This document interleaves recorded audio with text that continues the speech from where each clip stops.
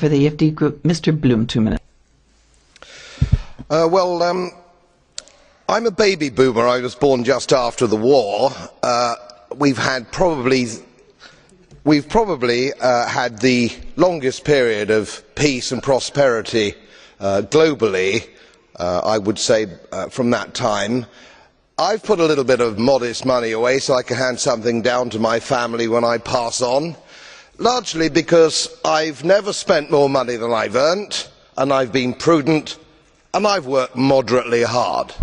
Now, it always seems to me as a complete surprise to politicians how countries get in debt. Let me explain, because I don't think you really understand it.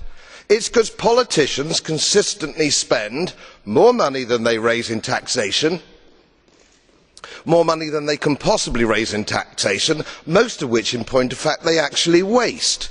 The reason we're talking about countries which are broke, and they are broke, is because their ridiculous, ineffective, ignorant politicians consistently spend more money than they can raise, and then they borrow, and worse, they then print money because politicians and their central banks have a machine which prints money.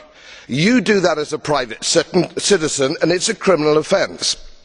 You would go to prison for doing that, and politicians and their central banks do it all the time.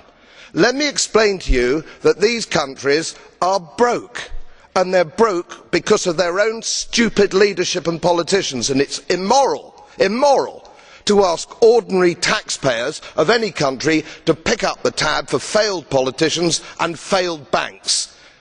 They are defaulted, they're broke. For God's sake, let's all of us admit it.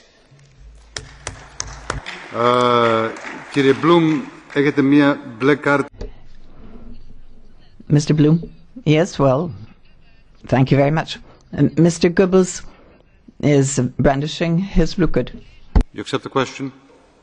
Mr. Goebbels, 30 seconds.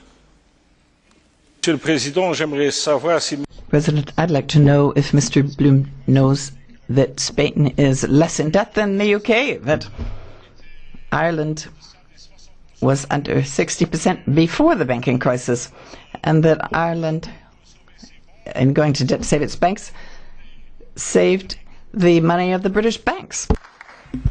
Absolutely right. Absolutely right. I wasn't suggesting my politicians were any less stupid than anybody else. It's an absolute disgrace. And it wasn't even debated in our national parliament to actually rescue these bust banks. If you want to invest in bust banks, do so with your own money, not money from my old age pensioners in Yorkshire on 98 quid a week. You scoundrels.